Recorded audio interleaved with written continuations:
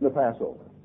That time when we renew our commitment to Christ, our covenant with Him, and we partake of the flesh of His body and of His shed blood, of what that means to us, that there is just no way of comparing the emotional impact of the Passover and what it means to all of us as Christians. And yet, we put a great deal more into the Feast of Tabernacles than we do into the Passover, do we not? I mean, look at the effort that you have gone through to be here. Look at the cost you have incurred. Look at all that you have gone through to be here on this particular day. The fact is that we put out more here than we do anywhere else. Now, what may also come as a surprise to you is that God also puts that kind of weight on the Feast of Tabernacles. There's an obscure passage of Scripture. You can turn to it if you wish. I'm not going to read it because I don't want to bore you. I'm just going to tell you what's in it. The passage is Numbers 28 and Numbers 29. They are essentially instructions to the priesthood as to what they are to do on the different days throughout the year. The passage begins by telling them that every day throughout the entire calendar year, they are to sacrifice a lamb in the morning and a lamb in the evening. It's called the morning and evening sacrifice, and you probably are familiar with that term. There was one sacrificed lamb in the morning. Another was sacrificed, and the Hebrew expression is between the two evenings, which is exactly the same expression that is used for the time of the sacrifice of the Passover lamb. So the Passover lamb was sacrificed at the same time that the evening sacrifice of the daily sacrifice was offered every day of the year, the morning and evening, morning and evening, morning and evening sacrifices. These were never omitted under any circumstances. Then you come to the feast of, each new moon of the year. When a new moon rolled around, the new moon was proclaimed, the priests had a very specific set of sacrifices. They had to sacrifice 2 bullocks, 1 ram, and 7 yearling lambs, 7 lambs of the first year, on every single one of the new moons. In addition to this, they sacrificed 1 goat for a sin offering. This was in addition to the ordinary daily offering that was offered every day. So if you're good at math, you can total up all that and see precisely what they had to do every new moon throughout the year. When they came to the Passover, I don't mean the Passover day, I mean the 15th day of the first month. They had to offer on that occasion 2 bullocks, 1 ram, and 7 lambs of the first year, and 1 goat for a sin offering. And they did that every single day throughout the days of unleavened bread. Each of those days, the offering was the same. When they came to Pentecost, the offering was the same. Throughout all these spring holy days, everything was the same. 2 bullocks, 1 ram, 7 lambs of the first year, and each time 1 goat for a sin offering. 1 and only 1. Now the distinction is a subtle one, but you need to understand. All the rest of these offerings were burnt offerings. Offerings offered as a sweet savor to God. They were an act of worship toward God. They were not offerings for sin. They were simply worship. Now, the reason you have 1 singular goat every time for a sin offering, it's not hard for those of us who understand soteriology or the doctrine of salvation, that in our Christology, that is the doctrine of Christ. That He was to be sacrificed once and only once throughout all time, and He was the only sacrifice for our sins. As to why, regardless of all the other vacillations and offerings, there was always 1 goat for a sin offering on each of these days. And again, every one of them in addition to the evening and the morning sacrifice consistently. When you come to Pentecost, the offering is precisely the same. Then you come to the Feast of Trumpets in the autumn. Now, in the Feast of Trumpets, you not only have the daily sacrifice, the Feast of Trumpets is a new moon. And because it is a new moon, you have the complete set of new moon sacrifices. And presumably because you have that complete set of new moon sacrifices, that's 2 bullocks, 1 ram, 7 lambs of the first year, and how many goats for a sin offering? 1. Okay, we have all that down. Then on this particular day, they only offer 1 bullock, 1 ram, and 7 lambs. It drops off ever so slightly, presumably because it's a holy day and all this is going on anyway. Then we come to the Feast of Atonement, right? Feast of Atonement. We come to the Day of Atonement, and on that day, once again, it is 1 bullock, 1 ram, 7 lambs of the first year, and how many goats for a sin offering? 1. Only 1. And so we go right on through the sacrifice. Now, interesting enough, you could sort of figure out the Day of Atonement as well. This is a day when everybody's fasting, and everybody may be a little tired, so maybe the offering was cut back. You see, on these 2 autumn holy days, the holy day offering had 1 less bullock each time. Everything else stayed exactly the same all the way through. Then we came to the first day of the Feast of Tabernacles, and all of a sudden, there is a huge change. Not just a small change. There is a huge change. On the first day of the Feast of Tabernacles, the priests and all their preparations came to the temple, and they made a sacrifice of a burnt offering of 13 bullocks, 2 rams of the first year, 2 rams and 14 lambs of the first year, and 1 goat for a sin offering. The first day of the Feast of Tabernacles. 13 times the number of bullocks, double the rams, double the lambs, but of course the same sin offering regardless of whatever else was going on. Now, this all, as I say, when you read through this, you kind of get glassy-eyed reading it, and yet when you start asking, as I've had the lifelong habit of doing, why, it becomes curious, and it becomes curiouser as you read on through it. The second day of the feast, that was yesterday, right? They didn't offer 13 bullocks, they offered 12. The rest of it stayed the same. 2 rams, 14 lambs of the first year, and 1 goat for a sin offering. Guess how many bullocks they offered today? 11. Tomorrow, 10. The day after, 9. The last day of the Feast of Tabernacles, they offered 7. 7 bullocks, 2 rams, 14 lambs of the first year, and 1 goat for a sin offering. The last great day of the feast, the offering dropped back to identical to the Day of Atonement, 1 bullock, 1 ram, 7 lambs of the first year, and 1 goat for a sin offering. Now, it's there. It's there for you to study. And here comes down word from on high about what is to be done on days of the year. And when you come to this festival that we're here observing now, all of the worship aspect of the temple service increases initially 13-fold, and it declines throughout the days of the Feast of Tabernacles to it's still 7-fold on the bullocks, and the rest of it is all double. Now you have to realize with this going on that this worship factor in this has really dramatically increased in that period of time. Why? Well, I don't know that I can tell you the answer to that. All I can tell you is it is very evident that God placed originally, not only in his commandments to Israel, but then in his structuring of the worship in the temple, that the Feast of Tabernacles would be very special in the whole cycle of the Holy Day season. And it is that part of worship, that part of all this, that is the worship of him, the sweet savor to him, that is dramatically increased during these days. I've been puzzling for 20 years at least as to why that declined year by year by year throughout that time, that would take place. And I will have to leave some of my speculative answers to another sermon, another day, because time wouldn't permit all the ways you could permutations you could put on that, and we don't have a biblical answer anyway to it. There's another reason why we can see the importance that God places on the Feast of Tabernacles. It's found back in Deuteronomy, the 14th chapter, verse 22. A striking statement that is made here. A lot of people have wondered about what we call the festival tithe or the second tithe, and let me tell you categorically, it has not been abolished. It cannot be abolished as long as the holy days are in effect, because it is inexorably tied to the holy days. Notice what he says.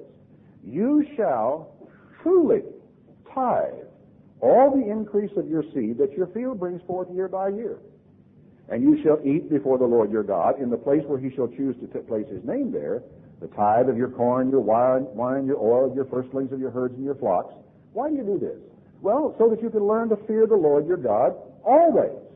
If the way is too long for you and you're not able to carry it, well, turn it into money and take it there and spend it for whatever your heart desires. Live it up. It's really a beautiful custom. But it is the law of God. It's stated very specifically here. You shall truly tithe. Now, this is not the first tithe of the Bible, because the law very specifically says that I have given all of the tithe to Levi. That tithe was just simply paid to the temple. This tithe was not paid to anybody. This tithe was saved, kept, reserved, and it was strictly for the person who was saving it and for their families for a very specific purpose, for worshiping God at His festivals. Now, what is also striking, you page back to Deuteronomy, the 12th chapter, in verse 17, it says something else. Verse 17, you may not eat within your gates, that is, at home, the tithe of your corn, your wine, your oil, the firstlings of your herds, your flocks, or of your vows that you vow, or your free will offerings. You must eat them before the Lord your God in the place which the Lord your God shall choose. You, your son, your daughter, your manservant, your maidservant, the Levite that is within your gates. And you shall rejoice before the Lord your God in everything you put your hand to. Now, he seems determined that we will keep these festivals. Not only that we will keep them, but that we will be able to afford them. That there is money that is set aside as holy really to God, but it's holy to God for you to worship God in this way. These pilgrimage festivals, and this festival right here and now in particular, are obviously set aside by God of singular importance.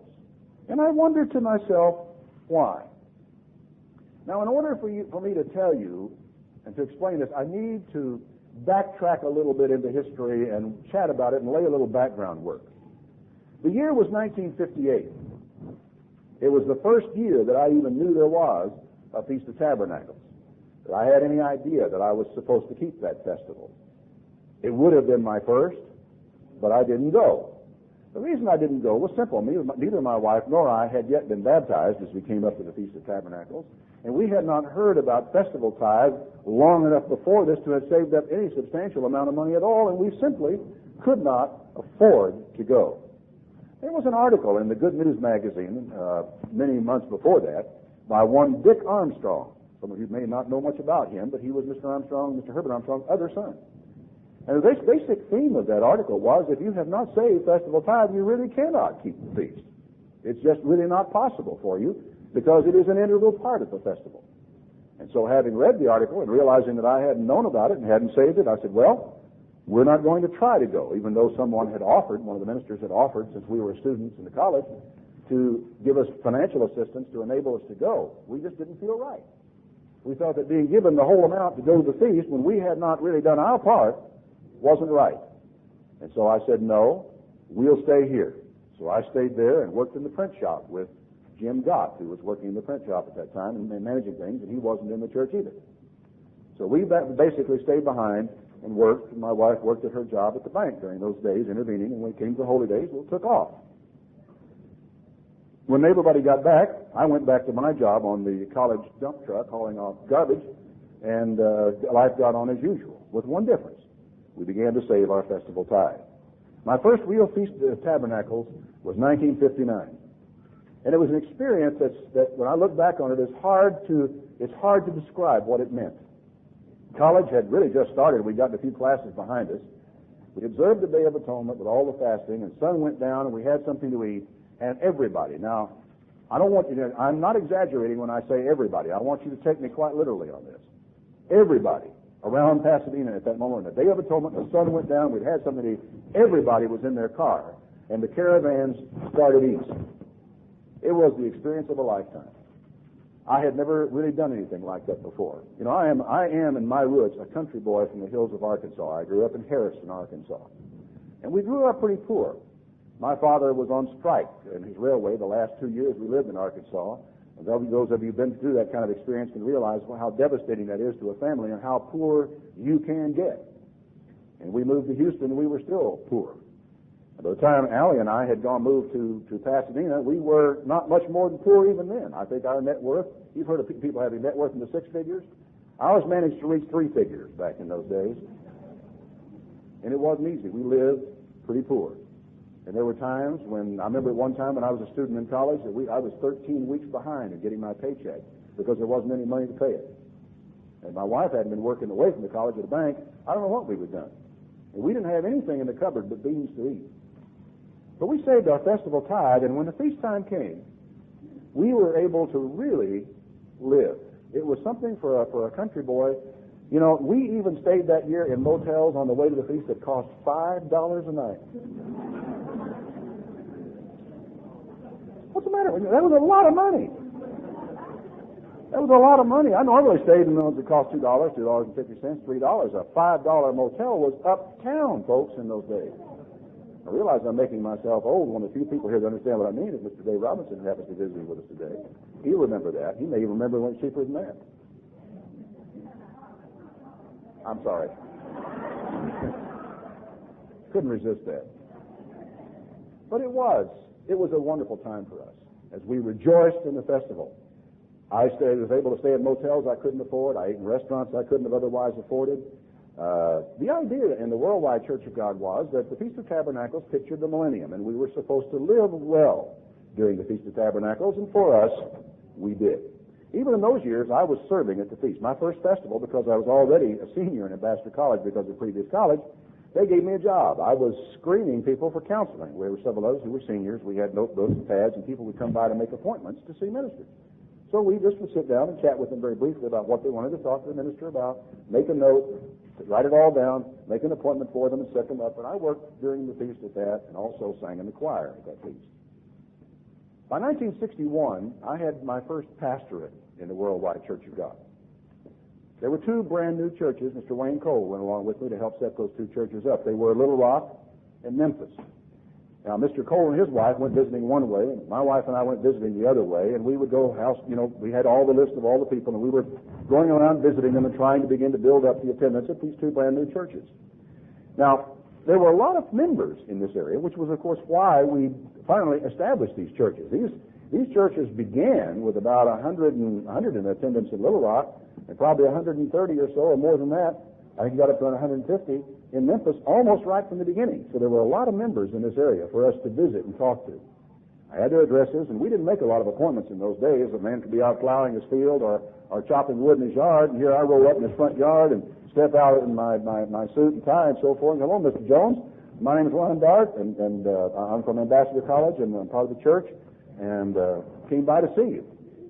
You know, you can't imagine what that meant to people in those days, because you see, Little Rock and Memphis were the first churches just about established east of the Houston-Dallas line, and the only churches east of us, I think, at that time were Chicago and New York, and that was about it.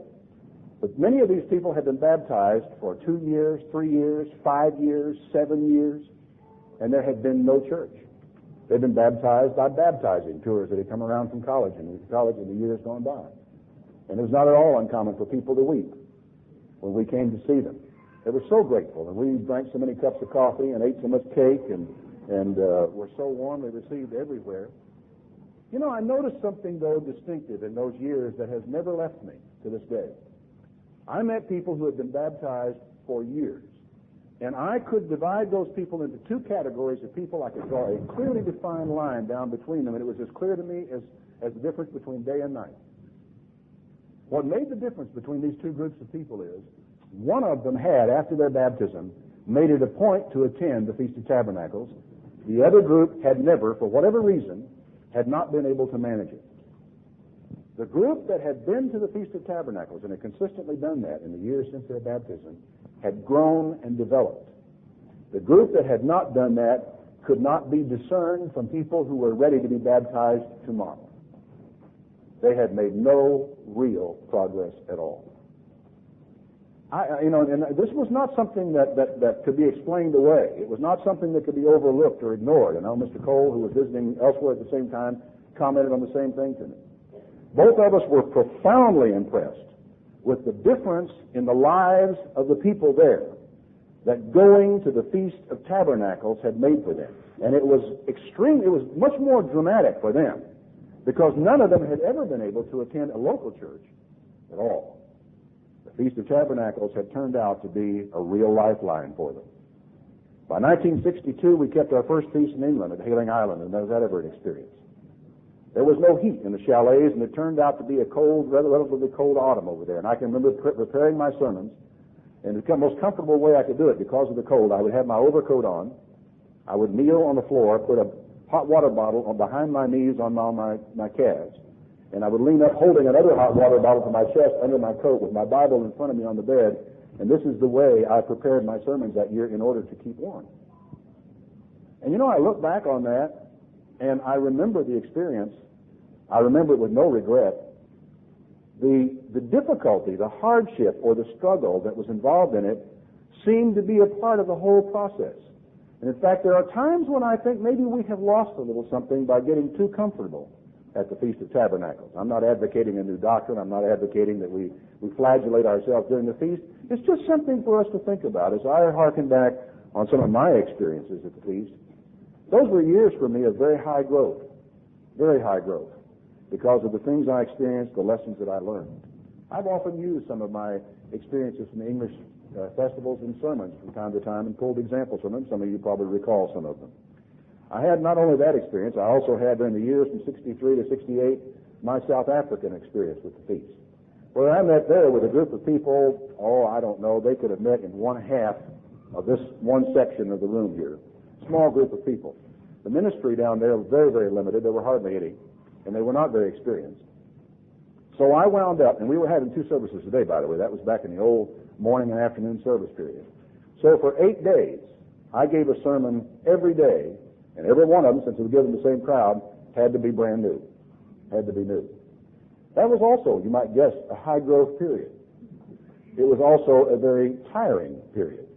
In a way, though, it wasn't all that bad because it was stimulating to me, and I did have sermons that those people never heard. I had one thing going for me back then. There was no tape program. And those people in South Africa had not heard all the sermons I'd given over the past year in England. So I kept my notes and was able to use some of them, and it didn't kill me. Then in 1969, I came back to the United States to keep the Feast of Tabernacles. And because I'd been made an evangelist in that church, for those of you who don't know much about the Worldwide Church of God, that's sort of like being a cardinal in the Roman Catholic Church. They made me a pace setter speaker. I think that's what one guy called it.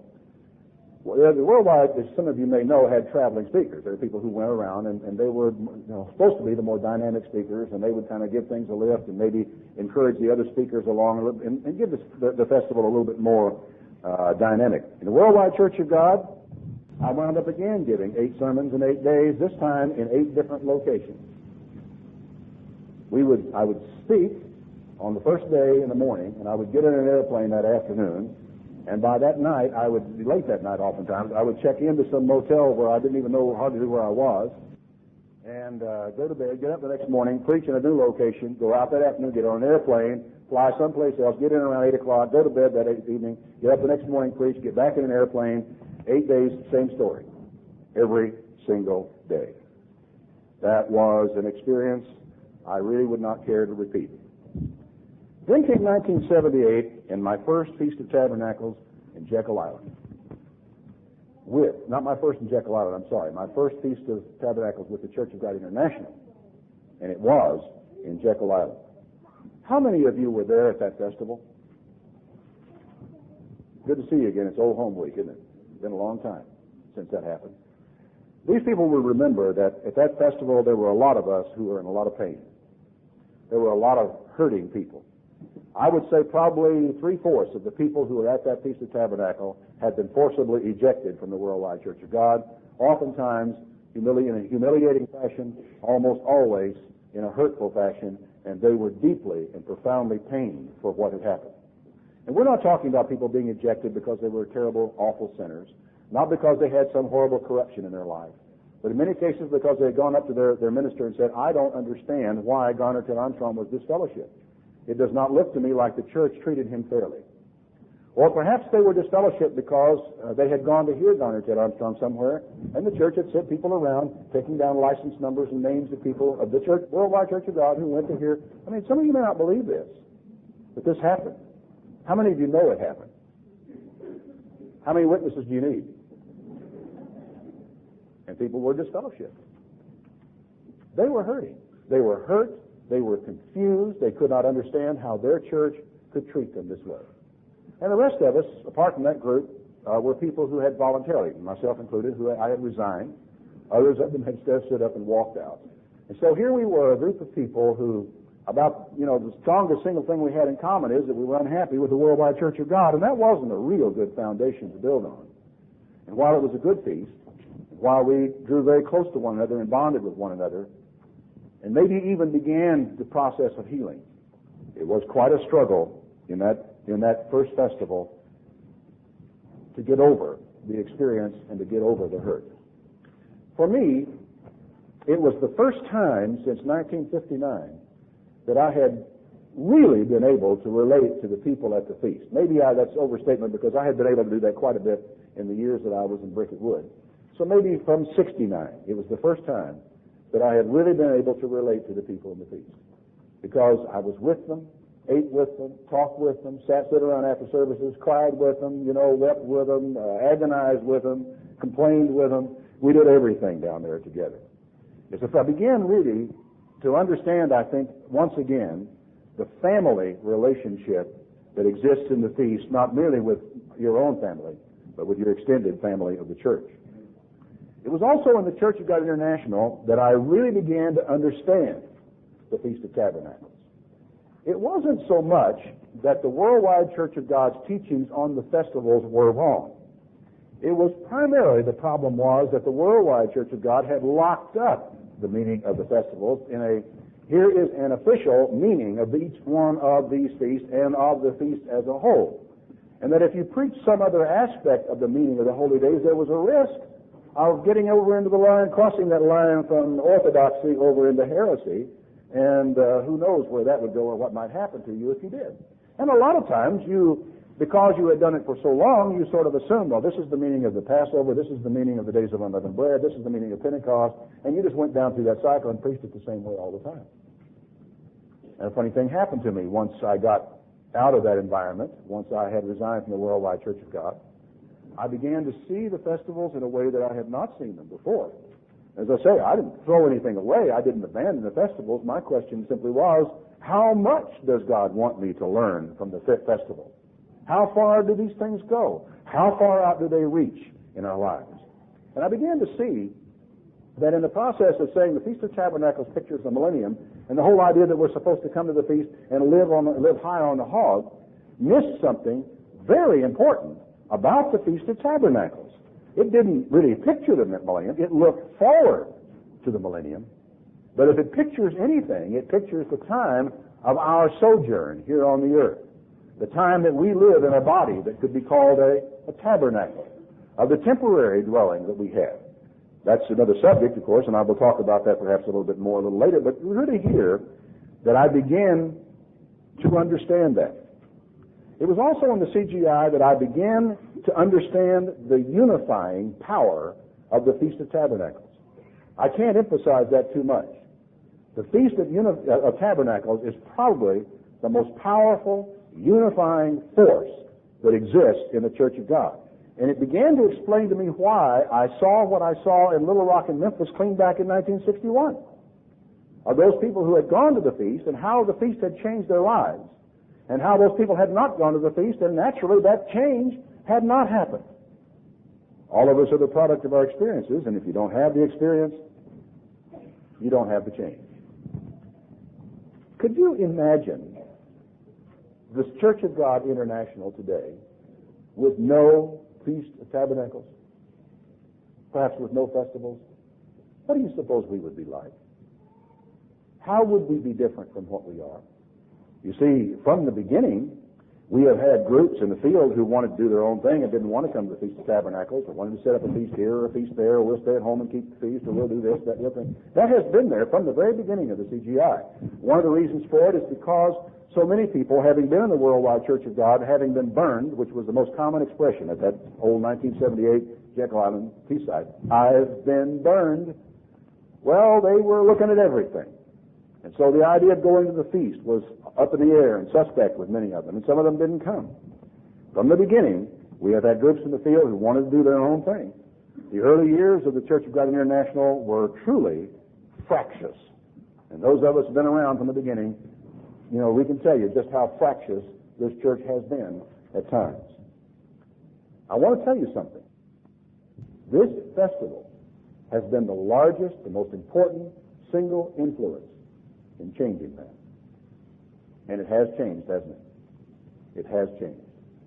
We still, because we are an open church, because we allow the public to come to church, because we allow people to think for themselves, We still have always a little bit of background noise, and always will in the Church of God International, and I thank God for it. I would not want it to be any other way.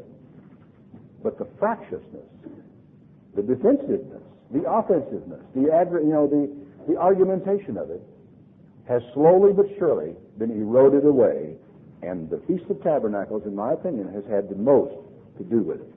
All the old theological arguments we used to hear about the holy days. Well, I thought the holy days were done away, and are the holy days required for salvation? Someone always wanted to ask me. And we go through all these questions, and theological and doctrinal and scriptural questions. You know, a funny thing about it, I haven't heard one of those for years now. They just sort of have disappeared in the glow of keeping the holy days. One woman once upon a time said to me, she said, forget the arguments. If we can get them to the feast one time, we've got them.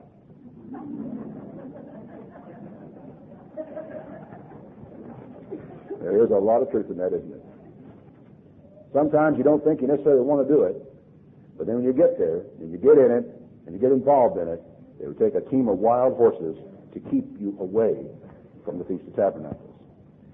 In the nature of things, the Feast of Tabernacles has always been a unifying force. It was in ancient Israel. You can see it in the breach, actually, when the split took place between the northern and the southern kingdoms. There was a time when the nation of Israel was all united. It was united under Saul. It was united under David. It was united under Solomon to an incredible degree. And in fact, it became a world superpower under Solomon. But Solomon was a man, and like all men, Solomon died. And because of a complicated set of circumstances, and because of certain prophecies that God made as a result of them, Israel was destined to split after the death of Solomon. It was his intent that it happened. And so after the death of Solomon, when Solomon's son Rehoboam decided he was not going to reduce taxes, as he had been asked to do, that he was going to increase taxes many times over, a man named Jeroboam, who had a prophecy from God. A prophet had come to him and said that God had torn 10 tribes away from Judah and had given them to him. It's going to give them to him. He had a prophecy. When that thing happened on the taxation, Jeroboam stood up and said, "To your tents, O Israel, what do we have to do with Judah? Why do we have to put up with this?" And they split. Those two nations stayed split until they were both finally carried into captivity and were never reunited. The book of Ezekiel tells us that in the time of the end, they are, before Christ's return, and at the time of the end, they will be united. But that's another story. At this point in time, Jeroboam, having separated the kingdom, asked a major question to himself. He said, I'm worried about one thing. Pretty soon, as this year goes on, the air is going to turn cool, and the leaves are going to start to turn on the trees, and a little snap of autumn will be in the air. And some little child will go up and tug on Mama's shirt and say, "Mama, when are we leaving for the Feast of Tabernacles?"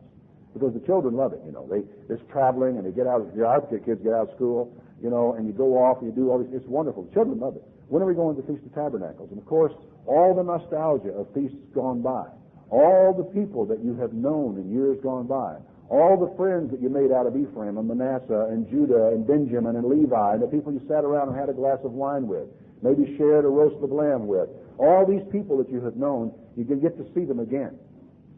And one of the great things is, about the Feast of Tabernacles is all these people that we meet, that we come to love and to know, and we want to go.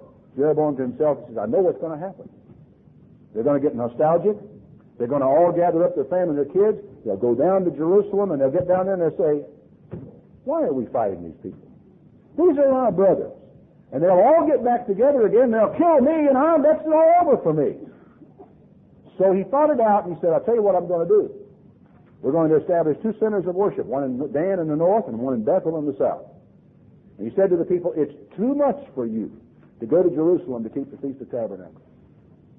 And he established the feast, and say, in the 15th day of the 8th month, and turned these people away from the observance of the Feast of Tabernacles. Evidence is that he also took them away from the others, but it's very specific in the book of Kings. The reference, by the way, if you want to look it up later, is 1 Kings 12. The whole chapter really is worth your reading. The thing that he did was to change the Feast of Tabernacles to break the people away from the unifying force of that festival. He is called the man who sinned and who caused all Israel to sin. And what is fascinating about it, as you walk through in the Book of Kings, the history of the 10 northern tribes, you will find each king, it seems, as it comes to him, will say, but he did not turn away from the sin of Jeroboam, who did sin, and who caused all Israel to sin. Then you get another king, and it said, he did not turn back from the sin of Jeroboam, who did sin, and who caused all Israel to sin. Throughout all the time of the kings of Judah, you had revivals and kings that would turn back to God, and times when they kept the festival, and they all came back together, and you know, there were times when they were down, there were times when they were up. You look at the king list, and they'll tell you there's a good king, bad king, good king, bad king, you know, and all down the line. You look at the kings of Israel, bad, bad, bad, worse, the worst, awful, bad. There was never, in the 230-year history of the 10 northern tribes, there was never a spiritual revival. And the story of the Book of Kings has that fact inexorably tied to the fact that Jeroboam took away the most powerful religious and spiritual unifying force in the lives of the people. It was the Feast of Tabernacles, which took the people back to the house of God, where God was worshipped with 13 bullocks, 2 rams, 14 lambs of the first year, and 1 goat of a sin offering. The significance of the feast is a little bit different for Christians than it was for the ancient Israelites.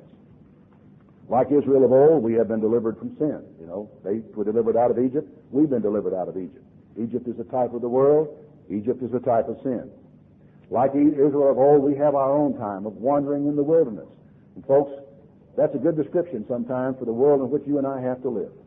For the people we have to work with, for the jobs we have to do, for the schools we have to send our children to, for the neighborhoods we have to walk home in, for the places we can't go out and walk at night for fear of what happens. We walk around in a wilderness. It's a dangerous world, a frustrating world. It's a world in which we are not safe, and it's a world, hopefully, we are able to pray every day of our lives, oh God, your kingdom come. Like Israel of old, we live in tabernacles. Oh, they may not be made out of brass, they're made out of skin and bone.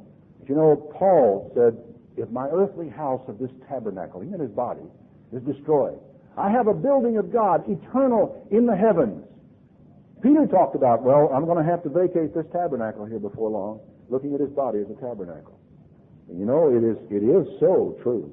I thought to myself, I hinted at the beginning of this, it's a pity more of us don't camp out at the Feast of Tabernacles. Who knows what we might learn? I can imagine myself, for example, I've gone out and I've got myself some tree limbs and trimmed all the branches off, made poles for the things, little ridge poles across the top, and I've got branches and so forth, palm trees, and I've made myself thatch. I've got some grass or whatever, made some thatch for the roof, and got in there and put my sleeping bags out and my cooking little Coleman camp stove over here. I got myself a little brush arbor built. You know, I feel quite certain that the old concept of brush arbors in church, how many of you have ever gone to church in a brush arbor? A lot of you know what I'm talking about. I really wonder if that didn't come from back here in the Bible of going out and taking the limbs of goodly trees and building yourself a tabernacle. My grandfather was a church of Assemblies of God, and he drug us out to that old Assemblies of God tabernacle where everybody kneeled in different directions all over, and all of them prayed out loud at the same time. And I was a kid looking at this with big round eyes and wondering, what in the world? But I can remember this day. It's odd how strong the sense of smell is as an evocative thing. And I can still sort of remember the smell of the brush arbor and the sound of all those prayers going up from all those people. I can picture myself having built one of those things for the Feast of Tabernacles and getting in there at night, sleeping and smelling and sniffing the brush and kind of enjoying the outdoors and the cold air coming in and maybe a little rain slipping down my neck occasionally and through the feast. I can see myself about 3 or 4 days from now, rolling over in the morning and smelling the coffee that somebody's cooking next door, and just trying to decide whether to get out of the bag because it's a little chilly or to stay in there another half hour, and sort of staring up and noticing all of a sudden that what was green was brown. That my tabernacle, my little brush arbor, was dying a little bit at a time. Because after all, I had to cut those branches off the trees, and I had to put those branches up there, and now every day the thing is dying. The leaves are drying out and turning brown, and the branches are getting brittle. In fact, the whole thing is a fire hazard. I began to wonder, maybe I ought to cook breakfast outside. But he's a spark of some kind, and this whole thing's going to go up in flames. Fortunately, it's not far to the door, and I could even tear my way through the wall of it. I didn't build it that good. I can imagine myself lying there, though, in my bunk also, and thinking to myself, you know, just like that brush arbor over my head, I also am drying out and dying. In fact, just the other day, I was looking at my hands. I don't know what I've been doing, but I suddenly realized that my hands looked like I remembered my dad's hands looking a long time ago. And I got an age spot right there. Another age spot right there. And I'm only 57. You know, I'm just a young guy yet. And I see my skin changing. And I realize that day by day by day, I'm dying. I am dying. I feel okay. I feel fine. And I just have to realize, I look at my face, I look at my skin, I look at some of the numbers on my annual physical, and I have to realize this thing isn't going to go on forever.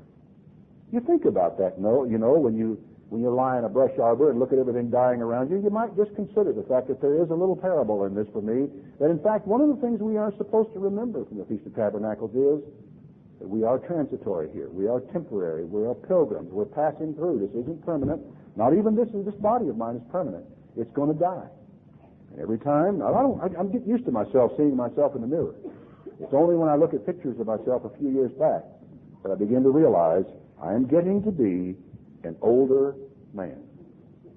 And you know, it's possible also, as I lay there in that time, that I might remember the words of Jesus that come back from John, the 15th chapter, where he said, I am the vine and you are the branches. Anyone that remains in me, he's going to bear much fruit. And every branch that stays in me and bears fruit, I'm going to prune it that it bear more fruit. But any branch that doesn't stay in me, any branch that gets cut off from me is going to wither and is going to die, and men are going to gather them up into a bundle and burn them. That if I allow myself to get out of Christ, I will die spiritually, like my body dies and like my brush arbor dies. It became clear to me that I cannot keep the Feast of Tabernacles alone. I go all the way back to that first year, back in 1948, when we didn't go. I said that was my first Feast of Tabernacles. Not really. Not really. Not if what I went through the next year was the Feast of Tabernacles. I can take off work on the holy day. You know, I can abstain from that. I can even play some tapes on the holy day, but I can do that anytime. And I can have a special meal on the holy day, you know, during the Feast of Tabernacles, but I can do that anytime. But I'm not really keeping the Feast of Tabernacles. You know, one of the great blessings of this sojourn that we have in passing through the world as we pass through it here and now is all of the beautiful souls we meet along the way. All the people we meet, we come to know and to love, and people who come to love us and appreciate us, people who think that we're important. You know, it's really a marvelous thing to know there's somebody out there that cares what happens to you. And the exchange of ideas and the time we spend talking together and sharing a glass of wine and sharing a meal and the opportunities. This is a beautiful part of what we have to experience in life. I'm not just talking about the feast. I'm talking about in life. All the beautiful people we get a chance to meet. Now here at the feast, you know, when we meet someone new at the feast and we get to know them, we actually make new brothers and new sisters as we go through this little sojourn that we have here for 8 days. There are people who come along who this year will be important in our lives that we didn't even know last year. All of a sudden, new people that we know. When we come to love people that we did not know or did not love before and didn't know before, do you realize that we have created love? That we have actually increased the supply of love in the world? Because if you meet somebody you didn't know, you get to know them and you come to love them and they come to love you, there is more love in the world today than there was yesterday. There is actually then, you have also increased the store of love in the church, and maybe most important of all, you have increased the store of love in your own life. Now this is what I'm about to say should be obvious. I don't know if it is. Listen, you can't do that alone, can you? There is nothing you can do about increasing the supply of love in your own life, in the church, or in the world alone. It just doesn't happen. Now, hidden in all of this is one of the greatest truths of the Feast of Tabernacles. But to explain what I mean, I've got to take you back to Matthew, the 25th chapter, to a scripture you don't really connect to the Feast of Tabernacles. Matthew 25 is actually still a continuation of the Olivet prophecy. That's the time, when they asked Jesus, what shall be the sign of your coming and of the end of the world? And he gave them all these wars and rumors of wars and famines and earthquakes. You all know about all those things. That's where we go to study prophecy, where we start. What you may not realize is that Matthew 25 is a continuation of Jesus' answer to the same questions. It's all part and parcel of the Olivet prophecy. And in Matthew 25, he has three separate, distinct little parables that he gives to these people. It's the last one that I want to call your attention to. It begins in verse 31. When the Son of Man shall come in his glory and all the holy angels with him. Actually, in a sense, if I understand the typology of the Feast of Tabernacles, when the Son of Man comes, we have really come to the end of the main period of what the Feast of Tabernacles pictures, and that's our temporary sojourn through this life. When the Son of Man shall come in his glory and all the holy angels with him, then he shall sit upon the throne of his glory. And before him shall be gathered all nations, and he shall separate them one from another, like a shepherd divides his sheep from the goats. He'll set the sheep on his right hand, the goats on his left. Then shall the king say unto them on his right hand, Come, you blessed of my Father, inherit the kingdom prepared for you from the foundation of the world. Now comes the strange part. For I was hungry, and you gave me food. I was thirsty, and you gave me something to drink. I was a stranger, and you took me in. I was naked, and you gave me something to wear. I was sick, and you came to my house, and you visited me. I was in prison, and you came to me. Then shall the righteous answer him, saying, Lord, when did we see you hungry and feed you? When did we see you thirsty and give you anything to drink? When did we see you a stranger and give you a place to sleep, or naked and give you clothes to wear? When did we see you sick or in prison and come to you? The king shall answer and say to them, Verily I say unto you, inasmuch as you have done it to one of the least of these my brethren, you have done it to me. If you want to stay in contact with Christ, and I know you want to, I know you want to be in touch with him, I know you want to communicate with him, I know you want him in your life. If you want to do that, though, do you know that the simplest way to do it is to stay in touch with those people in whom Christ lives? You don't have to go very far, to get in contact with Christ. Christ is in the person sitting next to you. Did you know that? There are all kinds of people. And Jesus promised us all individually and collectively that if a man keep my commandments, and if he does them, and if my Father will come and dwell in him, and I will dwell in him, and he in us, we will live together. That Jesus Christ says, I will live in you. He says elsewhere, wherever two or three of you are gathered in my name, there I am, right in the middle of this little congregation of my people.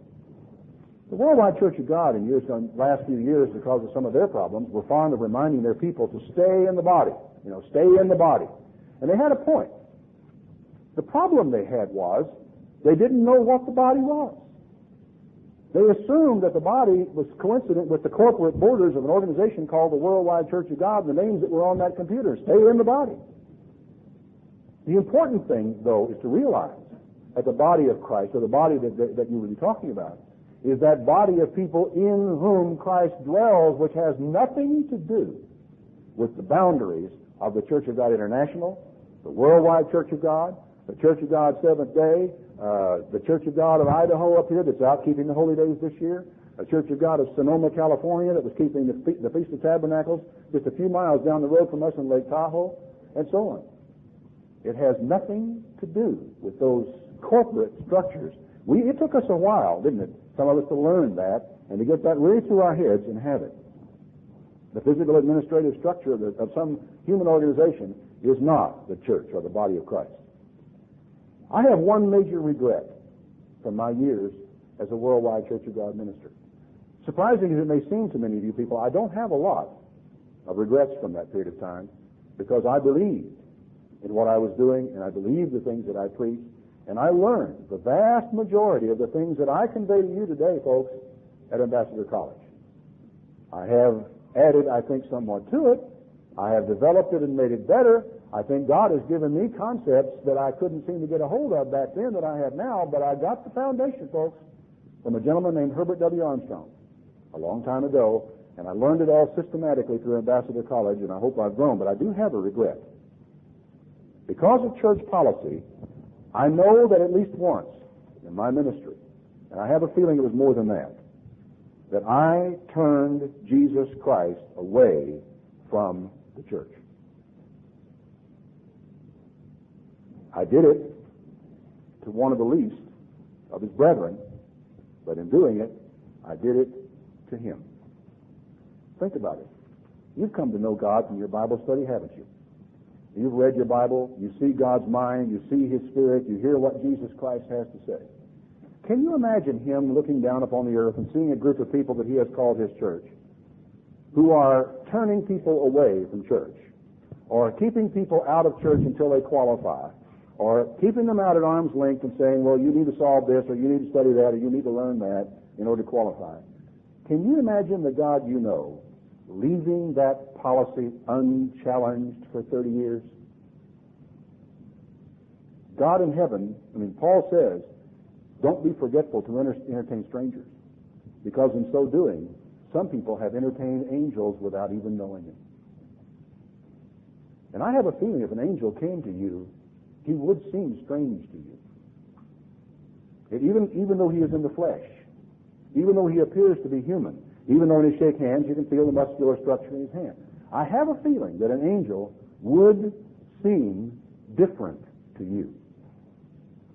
And if I, myself, as a worldwide Church of God minister, someone comes along and he is different, the impulse was, well, let's put him off. Let's visit him again. Let's give him some literature to read. Let's let him wait. I honestly have that very sincere regret, because I know that in that period of time, I turned away, if not Christ himself, I turned away an angel that he sent to test my love for him. You know, if anybody ever asks you about the biggest differences between the Church of God International and the Worldwide Church of God, tell them this: we don't turn people away. It is probably the most important difference between us. There are growing doctrinal questions that arise between us, and we will argue about doctrines. But I think one of the most important differences between us is that people who come to this church and who need the church are not turned away. I have repented of what I did, but it still makes my blood run cold when I read the remainder of this passage of Scripture. Then he says unto them on his left hand, verse 41, Depart from me, you cursed, into everlasting fire, prepared for the devil and his angels. I was hungry, and you didn't give me anything to eat. I was thirsty. You gave me no drink. I was a stranger. Yeah, I was strange, and you wouldn't take me in. Naked. You wouldn't give me anything to wear. I was sick and in prison. You didn't come see me. And they say, well, Lord, when did we see you hungry, or athirst, or a stranger, or naked, or sick, or in prison, and didn't minister to you? Well, there's no way that we would have done that. He answers them, saying, Verily I say unto you, inasmuch as you did it not to one of the least of these, you did it not to me. And had I not repented of that, I know in fact that Jesus could have told me precisely that in the judgment day. And these shall go away into everlasting punishment, but the righteous unto life eternal. Can you see why that makes my blood run cold? You know, you can go away to the mountains in an attempt to find God, but I can tell you categorically you won't find him there. There was a man named Elijah who once went off into the mountains. He was very disheartened and very discouraged. He'd had a great miracle take place in front of him. He called fire down from heaven, consume an offering, and it demonstrated that Jehovah was God and that Baal was not. And a few hours later, he's fleeing for his life because a woman had threatened to have him killed. Her name is Jezebel. His name was Elijah. He finally made his way all the way down to the mountain of God and had himself hid back in a cave in there. And a voice came and said, "What are you doing here?" He said, "Well, I've been very jealous for the Lord God of hosts, and they seek my life, and they've killed all your prophets, and they've torn down your altars, and I'm the only one that's left, and they're trying to kill me." And then on the outside of the cave there came a huge wind by the cave. But God was not in the wind. Then there was an earthquake, and rocks rolled down the mountains, and he probably looked at the ceiling of the cave and saw cracks appearing. But God was not in the earthquake. Then there was this roaring fire comes by outside the cave. God was not in the fire. And after that he heard this still small voice. So he wrapped his face in his mantle so he wouldn't see anything and walked outside of that cave. And the voice came to him and said, "What are you doing here, Elijah?" He said, "I have been very jealous for the Lord God of hosts. I have tried my best for you, but they have killed your prophets, and they've torn down your altars, and I'm the only one that's left, and they want to kill me." He says, "I got 2 jobs for you to do. Do this, do that, and I want you to know something. I have got 7,000 men who have not bowed the knee to Baal." God was not in the wind. God was not in the earthquake. God was not in the fire. He was in those 7,000 men who had not bowed the knee to Baal or kissed him. And that wasn't where Elijah was. Elijah was away from those people, and God says, "What are you doing here? Your work is there." You will find God where God's people are. And for the next few days, you'll find him right here at the Feast of Tabernacles.